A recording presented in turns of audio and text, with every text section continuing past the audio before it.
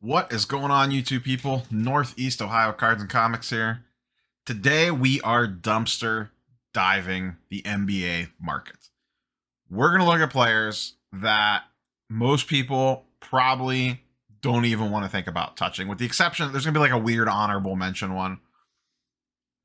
So what I was doing, I was just digging through market movers, trying to find players to see who has not gotten a big jump yet. You know, I could make the video that shows Tatum's up 30%, Mitchell's up 20%, Luka's up 30%, Ja's up 30, 40%, whatever.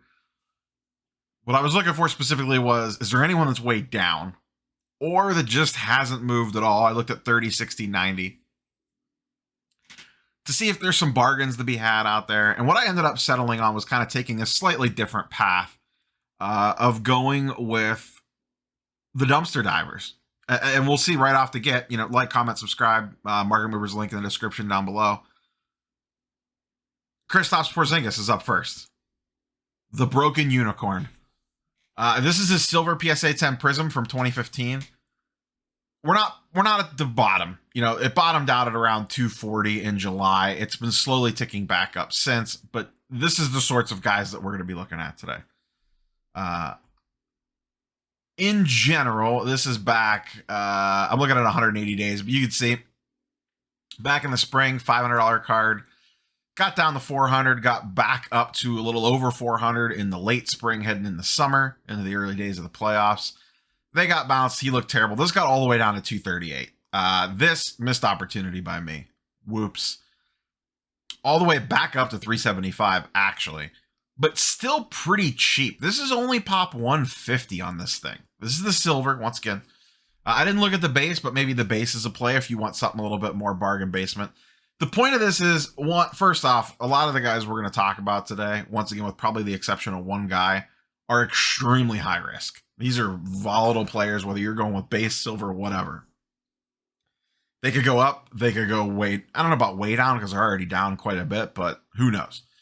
But we're going to be looking at some guys that you might be going, really? You want me to go buy Porzingis cards? I don't want you to buy anything. I want you to do whatever you want. But sometimes these are the guys.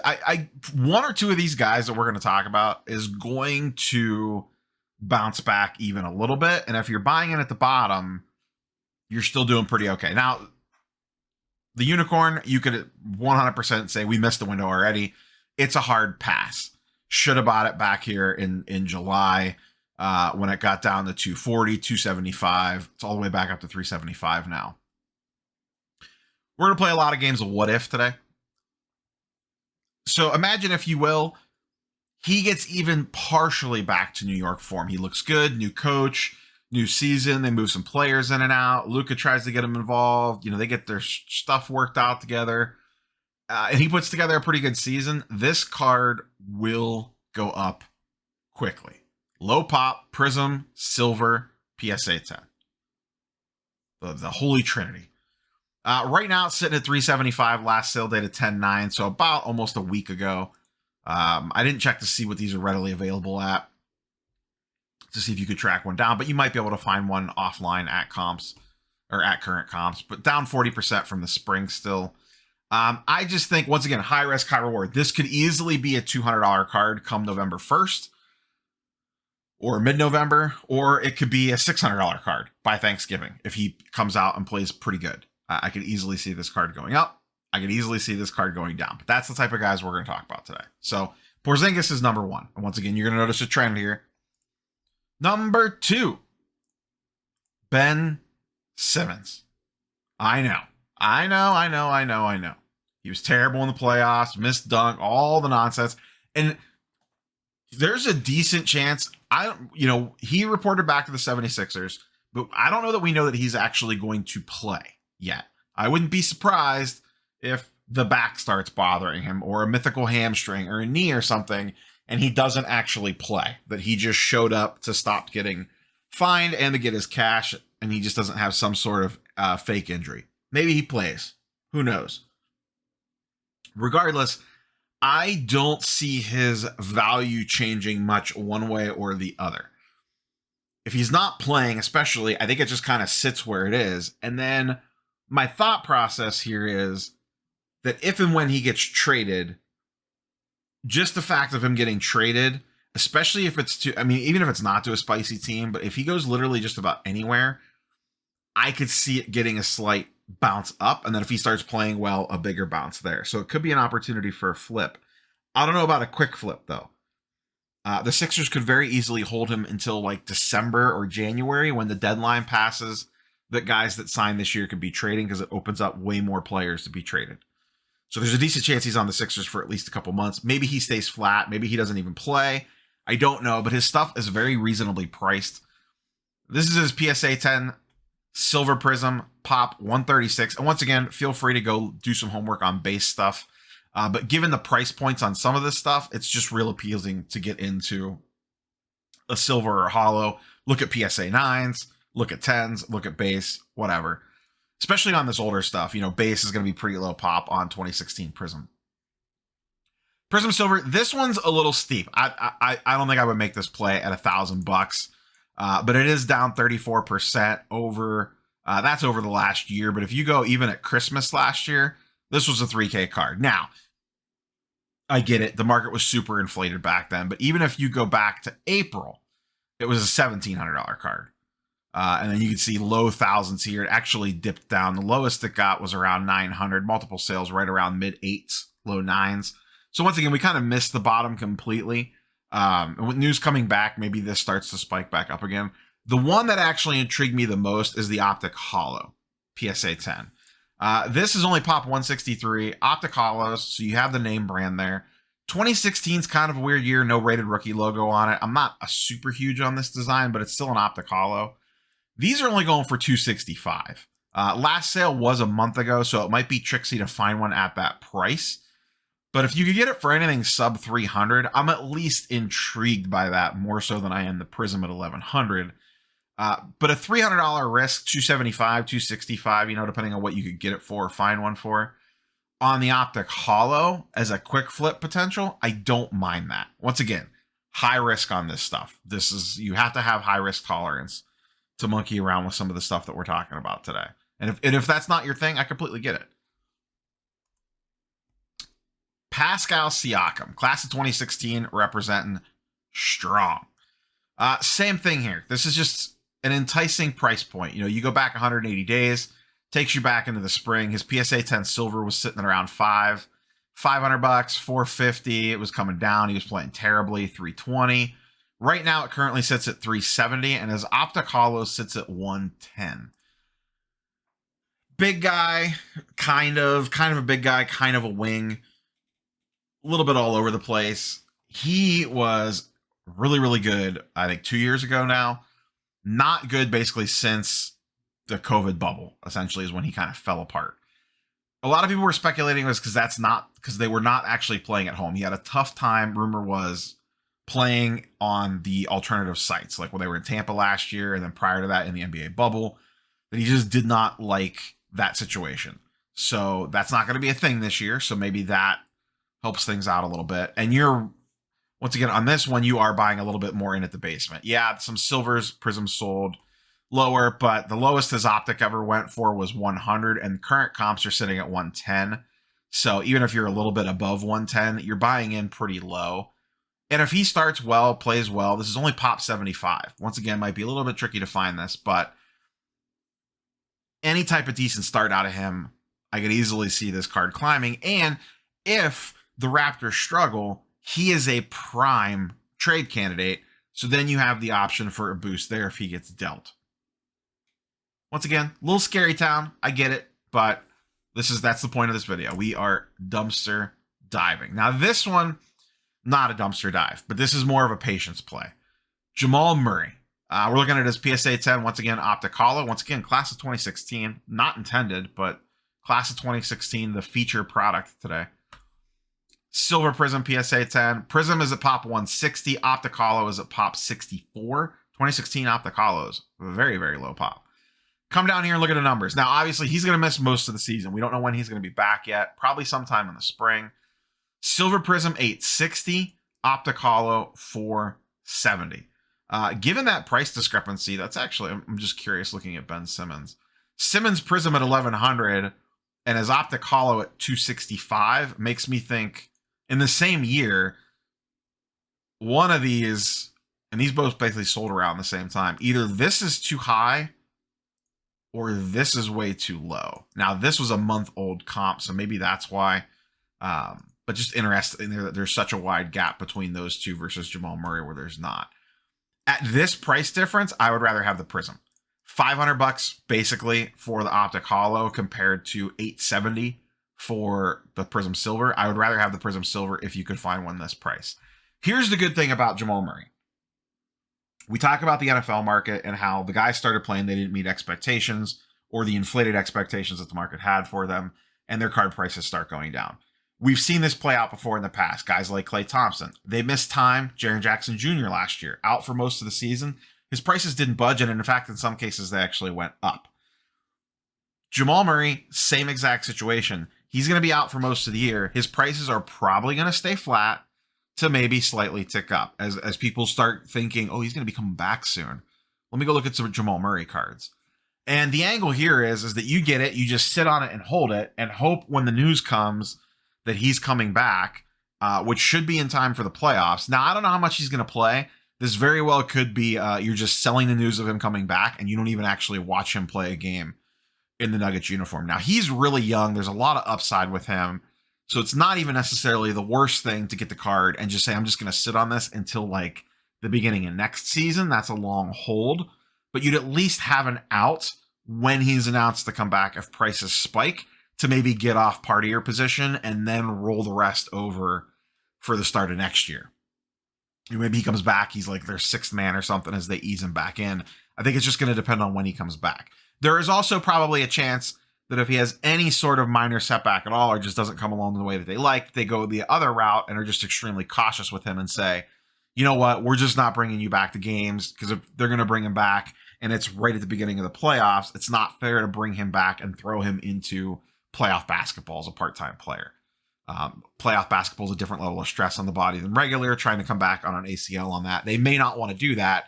So there's a chance that he just sits out. Now, will his prices dip from that? Maybe. That's the risk here, in my opinion. And obviously, a re-injury or something like that, or a problem with rehab that delays him coming back.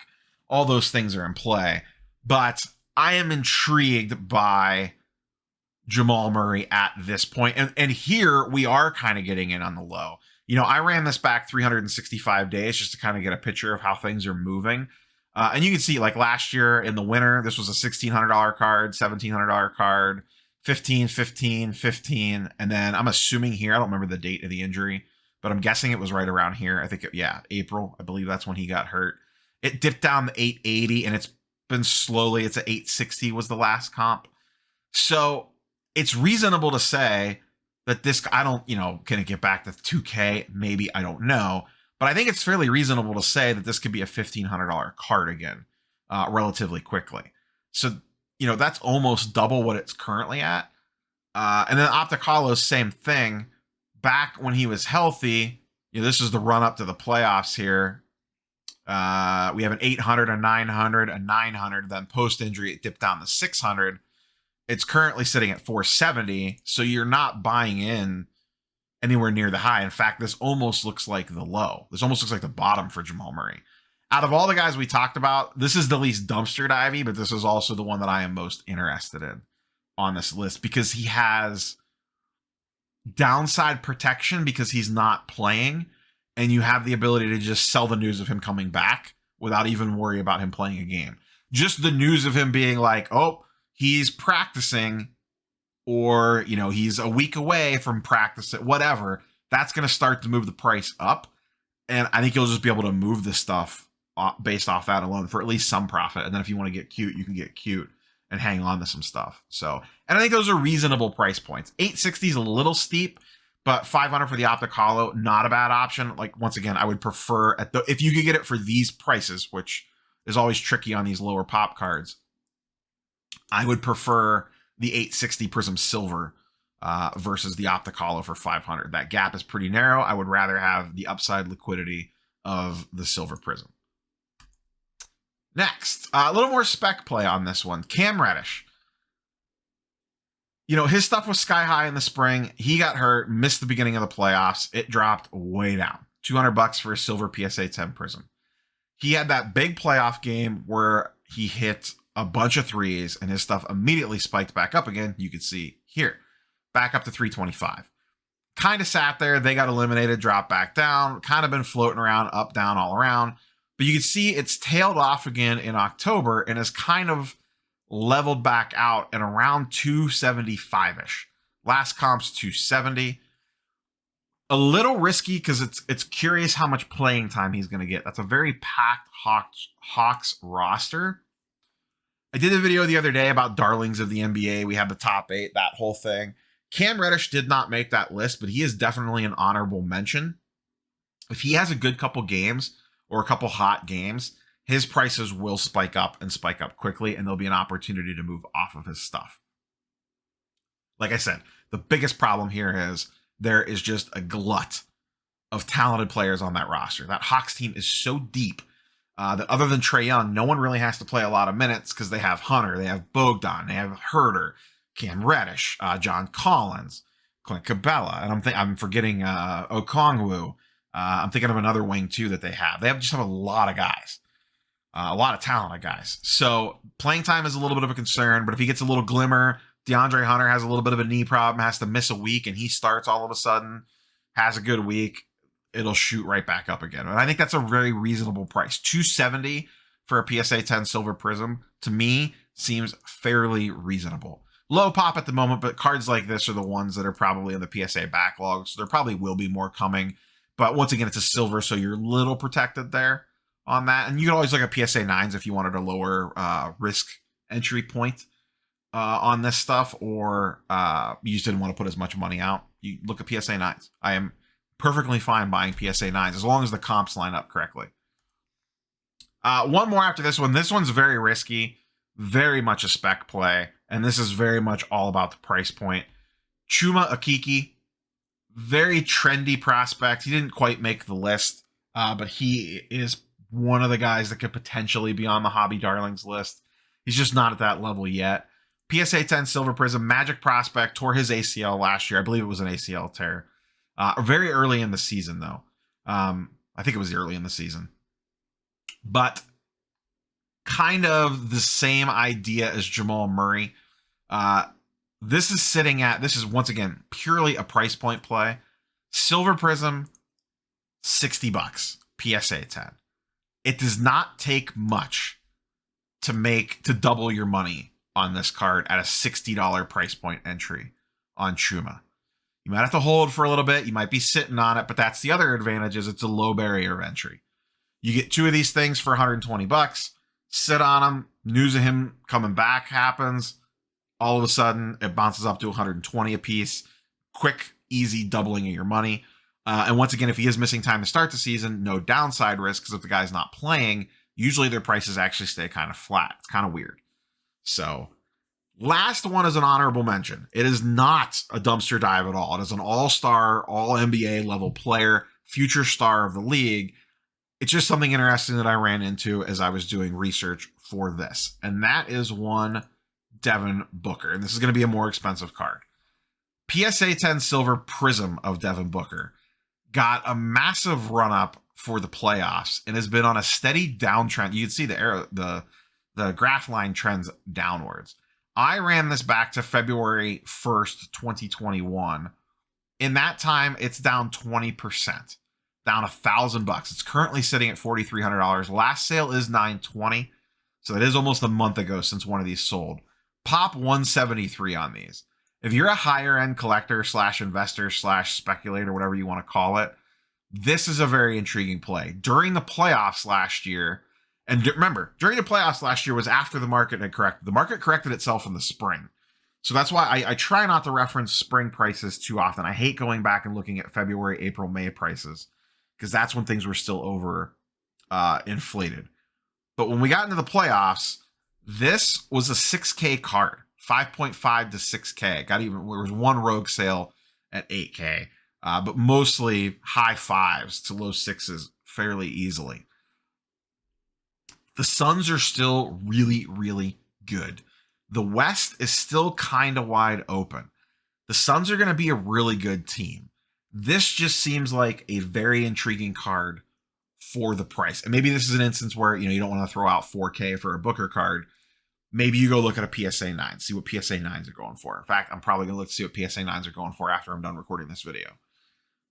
But once again, this is kind of off topic from the main course of this video, just something that I kind of stumbled across while researching for this one. And I felt like it was worth mentioning it because he has not got the run up. If you look at 90 days, it still kind of catches the tail end of the playoffs after they got bounced. You almost have to go from 721, which is the first sale after the dip, and that's 4,300. So here was in the playoffs at 6.4K, dropped down to 4.3, and is currently at 4.3.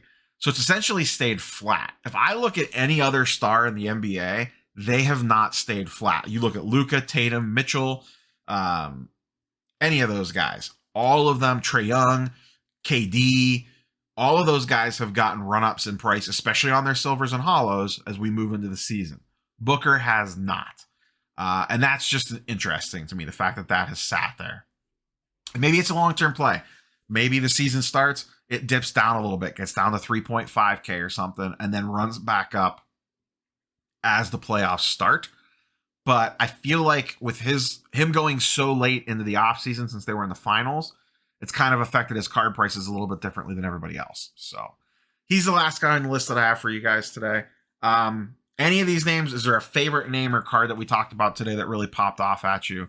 Let me know in the comments down below. Other than that, we will catch you guys and girls on the next one. Probably no Saturday video. Heading out to the Hartville Card Show on Saturday morning. So I'll be roaming around there. We'll probably be back on the normal Sunday video. Maybe we'll do a Saturday afternoon live stream. I've been doing the Tuesday, Wednesday night thing for a while.